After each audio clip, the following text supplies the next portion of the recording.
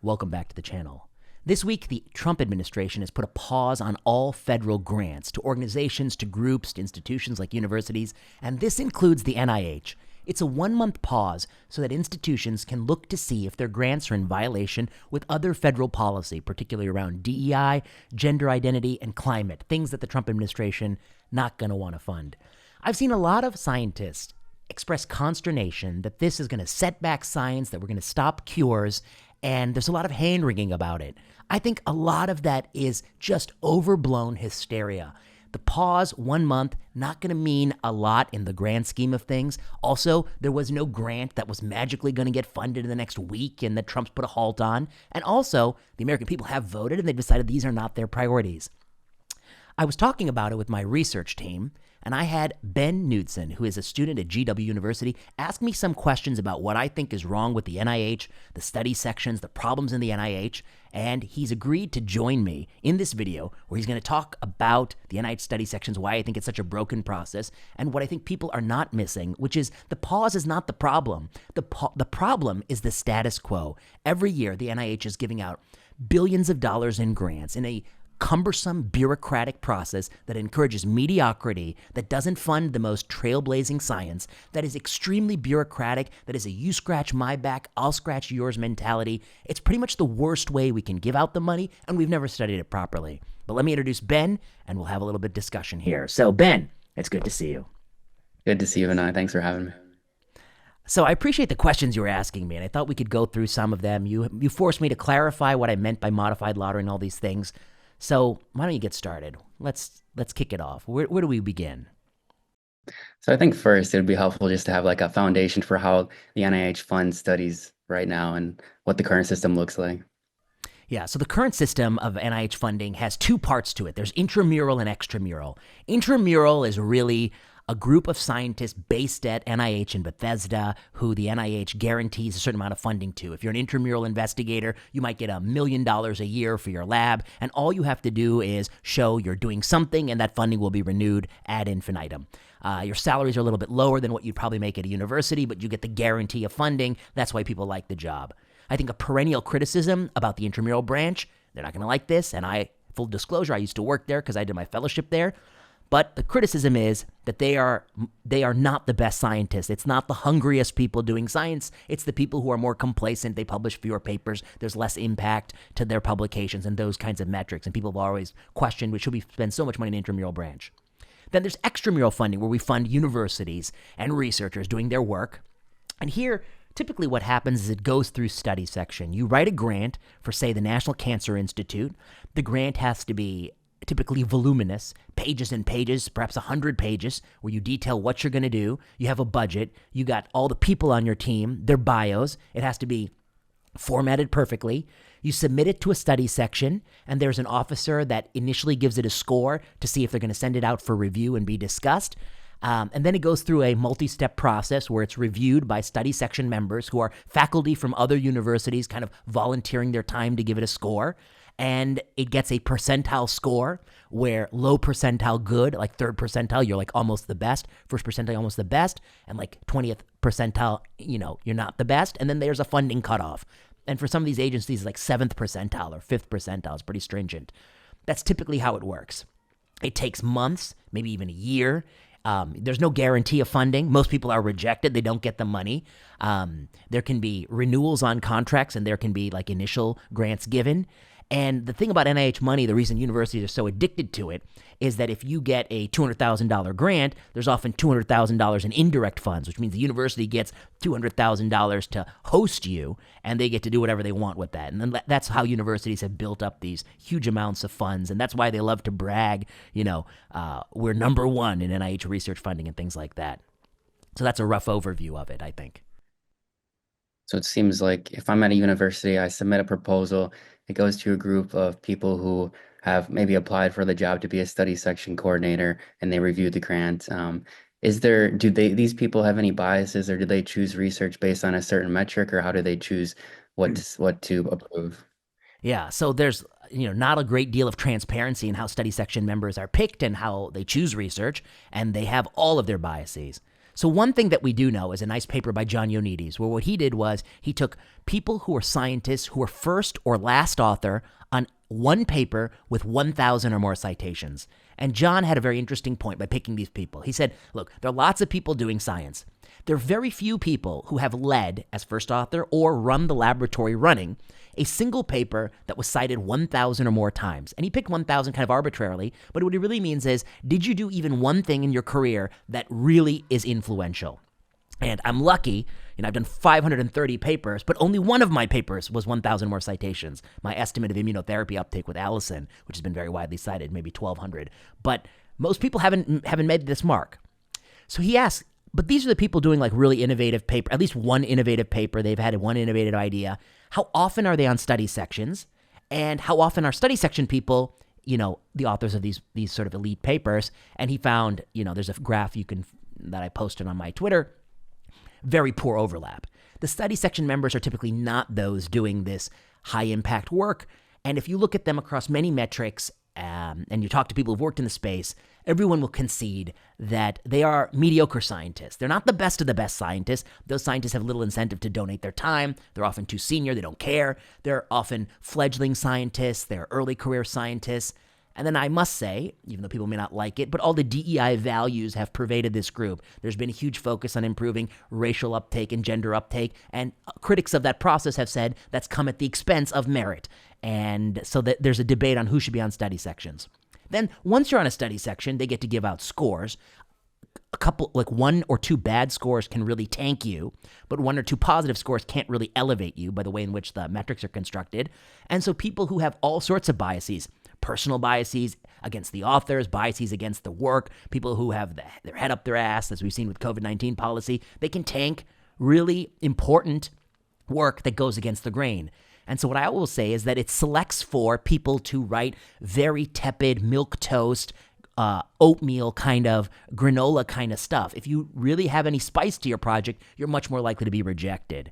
And so that to me is one of the big problems. It's mediocre scientists funding mediocre science that's mainstream and plodding and incremental, and not the best scientists taking gambles and funding really interesting things, which is what the American public wants. Okay, 2 questions off of that. Do they hold, I know it's not an appointed position, but do they hold their role as a study section evaluator forever, or how do they get switched out? I think there's 3 to 5 year cycles, and this is something beyond my expertise because I've not been in study section, but I think there's some rotation to it. They don't hold this power forever. And are they autonomous in their decision making, or do you think like there's a higher, I don't know, like regulation on them where they're kind of pushed to approve certain things and disprove other things? I think that, one of the criticisms of them is that they're petty. They're petty people who focus on minutia. And I think that comes from them. I don't think they have an external pressure from, I don't think anyone's leaning on them to choose things or to like or dislike things. I think it's all of our own idiosyncratic pettiness that comes out. And as we were talking yesterday, you said sometimes that research proposals don't even get scored.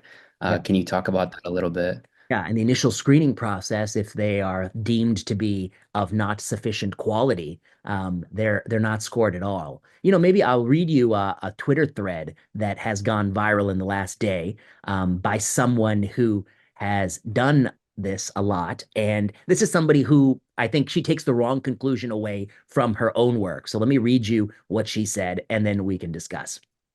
I need people to understand how difficult it is to get an NIH grant. True. You spend months writing a proposal, following strict guidelines that include a multi-year budget, bios of everyone on your team, plans for patient safety, then you send it off. If you didn't make any mistakes, it goes on to peer review. 3 outside researchers with deep expertise in your research area write critiques covering multiple facets of your research. Whether your topic is important, your methods sound, your team is qualified. Okay, problem number 1. They don't always pick people who have expertise in your research area because, if you do the kind of research we do, there's nobody who has expertise in this. This is a very unique type of research. So they pick people who are tangentially related, if at best. And also the person who assigns the people picking doesn't know anything about science, typically. They're the person who works at NIH. Then, back to her thread, they score your proposal based on their critiques. If you're lucky and your proposal scores in the top half, then you get discussed at study section meeting, who pick apart every limitation. But if you're unlucky and your proposal does not score well, you're not even discussed. And then often you get an email saying this has not been discussed. I have been in study sections. It amazes me that anyone ever gets funded at all, but because the critiques can be so harsh. After discussion, everyone scores your proposal again, and only a certain percentage of proposals are recommended for funding. So this is the key thing. She's confusing harsh as if it's a measure of merit, but it's often harsh as if it's a measure of pettiness. They are very petty and idiosyncratically petty, and they've never tested whether or not their harshness or pettiness predicts better quality studies down the road. Okay, back to her post. At which point they get another layer of review. Depending on the specific agency you're submitting, your pay line, the percent of proposals funded, might be as low as 7%, which means you have to be better than 93% to get funding, obviously. So that's typically like NCI is one of the lowest, Cancer Institute. She says you can design an amazing, important research project and write it up perfectly, but maybe your proposal only scores in the top 15%. You're out of luck and you have to do it all over again, blah, blah, blah, blah, blah. And then she writes, suspending all grant funding overnight is a huge waste of taxpayer money and a completely inefficient use of federal resources, blah, blah, blah. So she's against Trump's action. But here's what she's missing. She concedes that the existing process is bureaucratic, time-consuming, painful, and harsh. And she never asks, do we need it? Is it better than just literally randomly picking winners? Have somebody screen these for spelling and grammar mistakes and then just randomly pick the winners and then follow these two groups out. So this is what I call the modified lottery proposal. You take $200 million, 100 million you give out this convoluted way that makes a lot of people strokes their ego. And the other 100 million you give out in a modified lottery. You screen the initial proposals to make sure there's no gross spelling errors, no grammatical errors, and there's no fraud about who the authors are. And then you randomly pick the winners, literally randomly pick them. And then you'll probably be able to pick one more winner because you'll be able to fire the medical officer who works at NIH and use their salary to add it to one winner. Okay. Then you follow these proposals out 5 years, 10 years into the future, and you measure things like how many papers did they publish? People will be surprised. We're giving out $750,000 R01 NIH grant, and then the research teams publish 2 fucking papers. What are you doing with all that money? Okay, you're not even doing any work with it. So one is you look at the number of papers published. I know that's a surrogate, but if there's no difference, it's a question. Then you look at how many citations you've accrued. You've looked at how many tail papers, how many papers have a lot of citations. You look at Hirsch Index, you look at the journals they published in, and then you can blind people, reviewers, to the projects and say, do you think this was picked randomly or funded by study section? And if they can't tell the difference, then you really knocked out this incredibly bureaucratic and time-consuming process. And then the point I want to make is the NIH claims that it is a science-based agency, but they have never ever used science to decide if the way they're giving out billions of dollars in public funding actually improves outcomes. Yeah, so I guess 2 questions based off of that. What metrics do they use now when they're looking at outcomes in the future based off, the studies they're approving? I mean, you can, first of all, it's entirely opaque. Somebody asked me that they're like, you should do the analysis yourself. There have been a number of investigations run by, what's his name? I think Mike Lautner from NHLBI. He was a guy who was very interested in this. Michael Lauer, Mike Lauer. One of the things he did was look at, and it's observational research. So like among researchers with 1 or 2 R01s, what's the marginal benefit of adding the third R01? Like how much more papers do they publish and those kinds of things? And I think a few years ago, he analyzed that question and he found that that beyond 3 R01s, there's very little marginal utility of 1 more R01. And there was a proposal to cap the number of R01s, but then the scientists started crying, whining about it, and they didn't do it. That's one side point.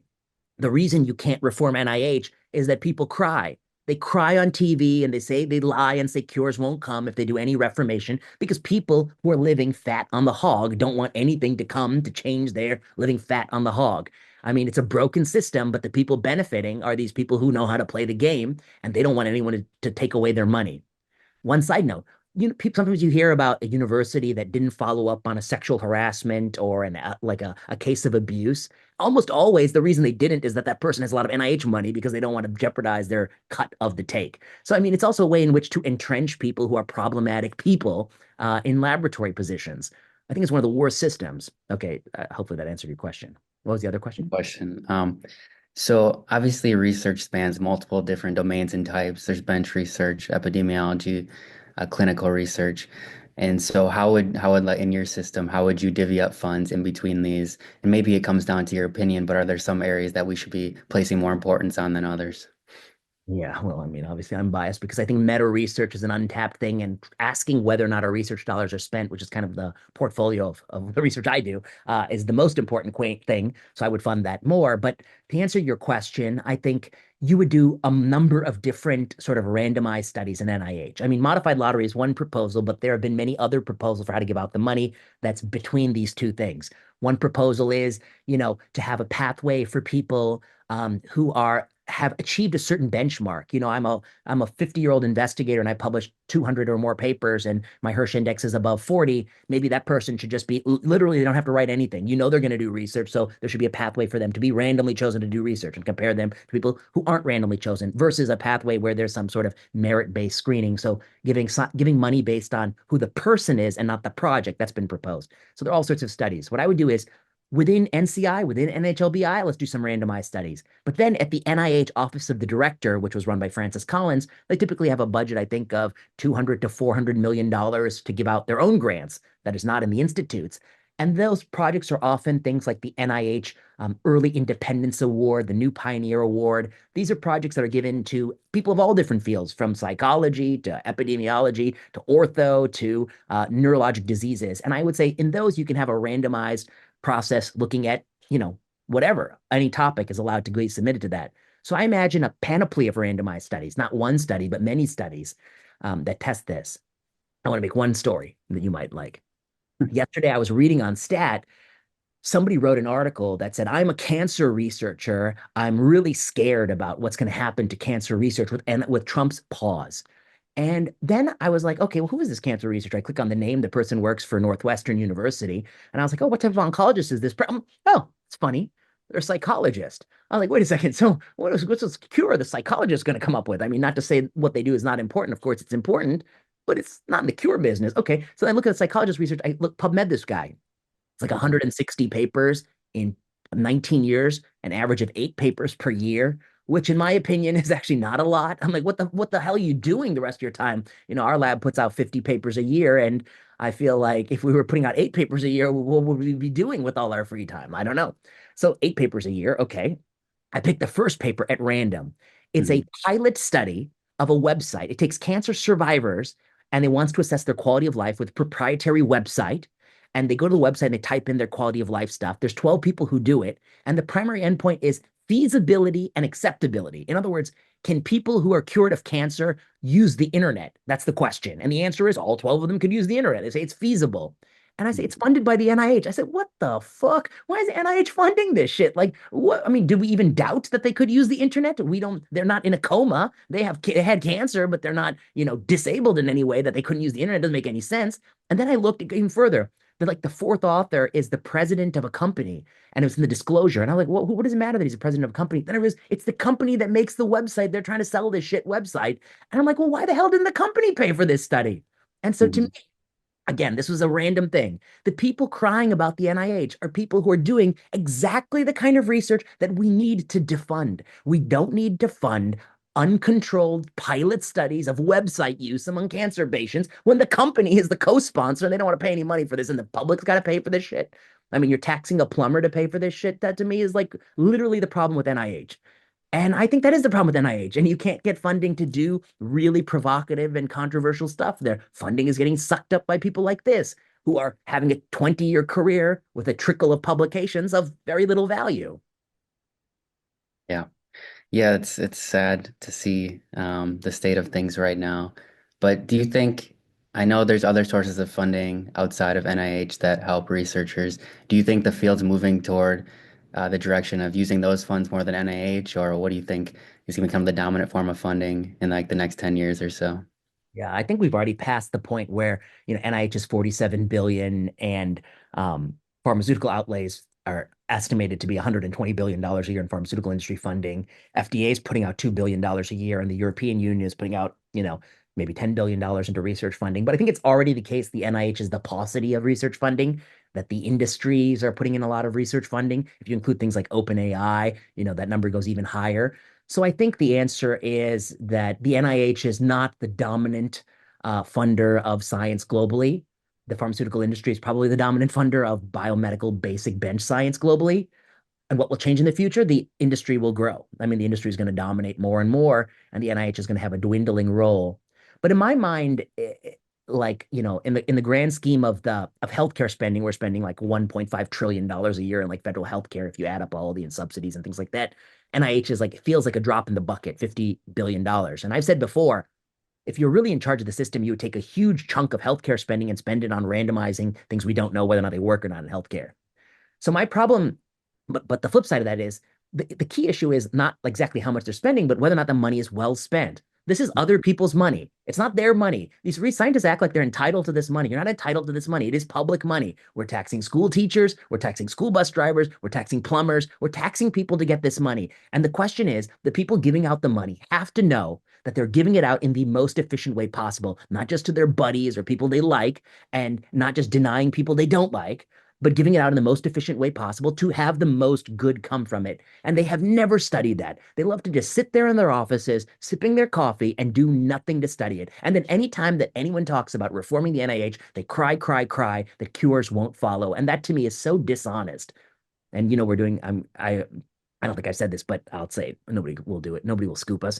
We're going to take every single article written by anybody who's lamenting the NIH in this week, and there's many, many op-eds. And then I'm going to look at the characteristics of the people lamenting the NIH. Let's see, are the people lamenting the NIH the best scientists or mediocre scientists? I'm going to answer that question pretty objectively rather than cherry pick this one anecdote. Yeah, I'd be interested in the answer.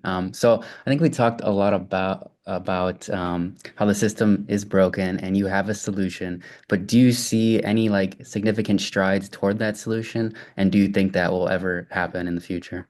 Yeah, I think that's the beauty of picking someone like Jay. People, Jay Bhattacharya, who will be the new NIH director, and I suspect he will be confirmed.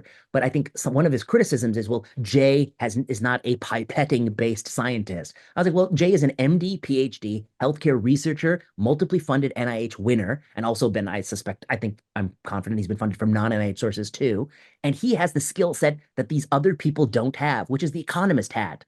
Like when you're running this company, you don't need somebody who's an expert in, some cell cycle checkpoint. You need somebody who's an expert in like, how do you give out money? That putting the hat on of like, are we getting efficiency from this? And that's his economist hat. And I think Jay, like a smart economist, the first thing he's going to do is try to look at the existing data and see, are there any natural experiments we can leverage? For instance, this has been done before. Can you compare people at the fifth percentile to the ninth percentile if the cut line is 7%? You would assume that fifth and ninth are pretty comparable, but what is the implication for the funding? So what did the funding do? So like those kinds of questions. But Jay can ask that for all sorts of things. Um, and what could happen in a year where they happen to get a little extra funding and they change the pay line, those kinds of things. Are the extra projects funded on the cusp better? Are the fifth percentile better than the first percentile? You could look at those kinds of questions to see is the ranking objective.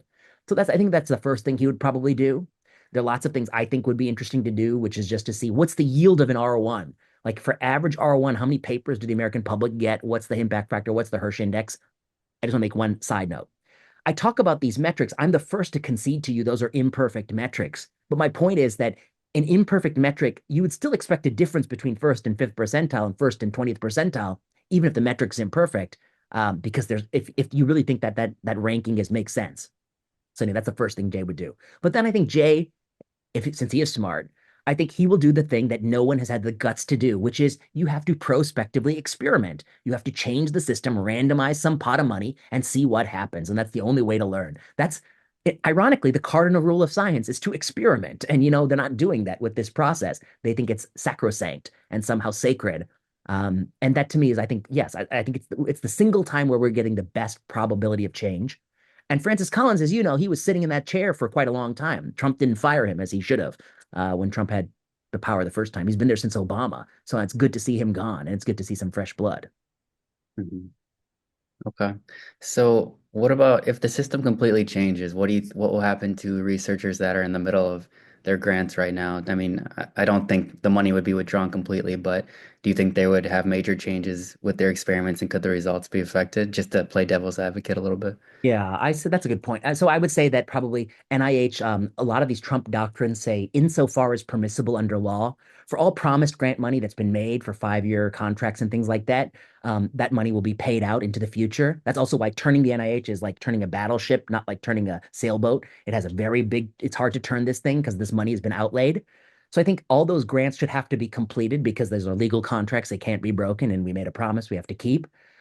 However, for new grants, I think they should be given out in a more meritocratic way without nods to diversity, which is what Trump run on. And will that change things? It will blow up universities. Universities have completely transformed from places of merit to places that are singularly focused on equity and diversity. It's going to really cause them a lot of problems. There will be a lot of people who retire.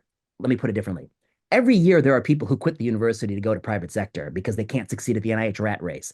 In this new system, it will be the least meritorious people rather than random people who are unlucky. It will be the least meritorious people. So there'll still be a system where there's a lot of turnover, but yes, a lot of people doing low credibility, observational, uncontrolled research like that person is doing. The thing I always talk about, that CT screening for homeless people project, like that kind of research, screening tests for somebody who doesn't have a house, like doesn't make any sense. That kind of research will be defunded. And those people have to do other things. But hopefully, the people who were actually pursuing innovative science, who in the past were quitting, those people will be able to stick around. And so I think it'll be a massive upheaval. Okay. So maybe just a more philosophical question. I know you just talked about different types of research that may be better at coming to certain answers than others. Certain other types of research have other biases. But I guess why over time are we still funding research that isn't the highest rigor and isn't going to produce results that are the most reliable? Why do you think people are still caught up in funding sources of research that aren't going to produce the best results to help move medicine or science forward? I think it's true in every system where it's easy money. It becomes a welfare state. So, like for instance, my understanding is that when Mark Zuckerberg runs Facebook, Facebook is so profitable. When Sergey runs Google, it's so profitable that if you're running a really hugely profitable company, there's going to be huge pockets of people who work for you who just don't add value. And why? Because you're still making profits, so you can. It's hard for you to have the incentive to trim the fat. And these big companies are full of pockets of people not doing much. And every once in a while, Meta fires 11% of the workforce. Elon famously fired like 90% of Twitter. And look, it's just running the same it ever run. You ask yourself, why did 90%, people's like the whole website will break. It never broke and it's stronger than ever. So that's of all bureaucracies. Now, the federal government. The federal government is that on steroids. Money is easy come. They can print money. They make money up. You look at the defense sector, there's all these stories of a toilet that costs $50,000. Obviously, it doesn't cost $50,000, but it's easy, cheap money. So why does the NIH be unchanged? Because it's easy, cheap money. Universities are addicted to this money. They run on this money. It's the cheapest and easiest money. They're fighting and vying for researchers with lots of NIH funds, creating this perverse system where we're not rewarding the best science. We're rewarding these NIH middle manager, money manager kind of people. So it exists because like any system, any feudalism system, there's some people who are kings and noblemen in this feudalism system, and it's hard to reform. But it is not a democratic system. It's not a meritocratic system, and so I'm happy to see it topple. And honestly, I think that it doesn't bother me that these people are crying. Some of them, let's talk about them crying. Some of these people, they didn't vote for Trump. They're going to cry no matter what he does. And that to me is so I mean, yes, you lost the election, cry about that, but then you cry about every little thing he does. And that's kind of boring to me.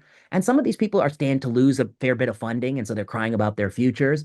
And I think very few of these people are, and correct me if I'm wrong, there's not a single news article on this topic that actually says they all say NIH, the pause, uncertainty, cure's not coming. Not a single one says, however, many scientists for years have wondered if the NIH is actually giving money out in the best way possible. And there's massive waste in the current system.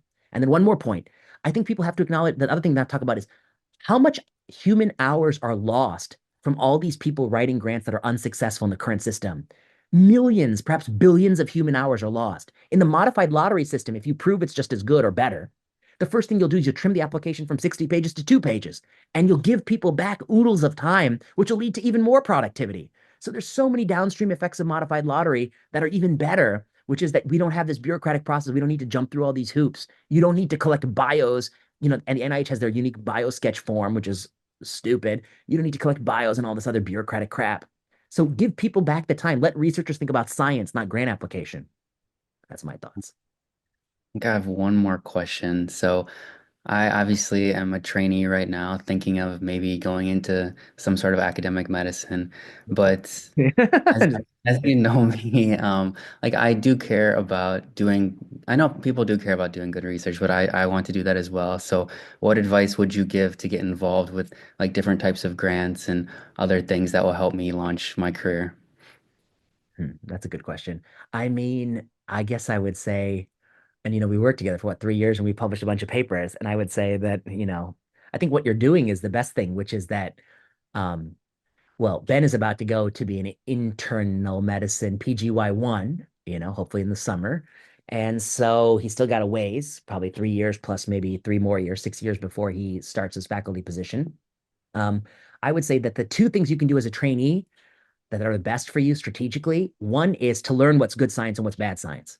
So to learn like the stuff that you learned when you did your systematic review of myocarditis studies, and then like you did with your MPOX stuff, to learn what makes good science, to read good science and think about good science. And then the second thing to learn is to try to figure out what ideas you want to tackle. Like, what are the ideas? What's your research agenda? And honestly, I would say to think less about the grantsmanship. That should come later. Then what happens is usually most universities have, if you have some track record and some passion, they will float you for 3 years or 5 years in the beginning of your career. It's like your one opportunity. And then I think life is short. You should do what you're passionate about and go at it really hard and then see where you can get the funding on the back end. And sometimes, funding comes in serendipitous ways. If you're writing things that strike a chord with somebody, they may donate to you. If you're writing stuff in a space, a nonprofit may reach out to you and offer to fund you. And if you're writing stuff, you may find collaborators you didn't know existed and apply to an NIH grant. And then hopefully by the time you get there, NIH is not such a broken and busted system and you'll have better opportunity. Okay, yeah, I appreciate the advice, and of course, enjoyed working with you these past years, and I've learned a lot. I appreciate everything. Fun. Any Yeah. other thoughts? No, thank you for asking these questions. And I hope that it made a better video because, sometimes when you're doing the video by yourself, you just take for granted what the audience should know or not know. So it's really nice to have someone to do it with. So thanks, Ben, for doing this. All Of right. course. Till next time.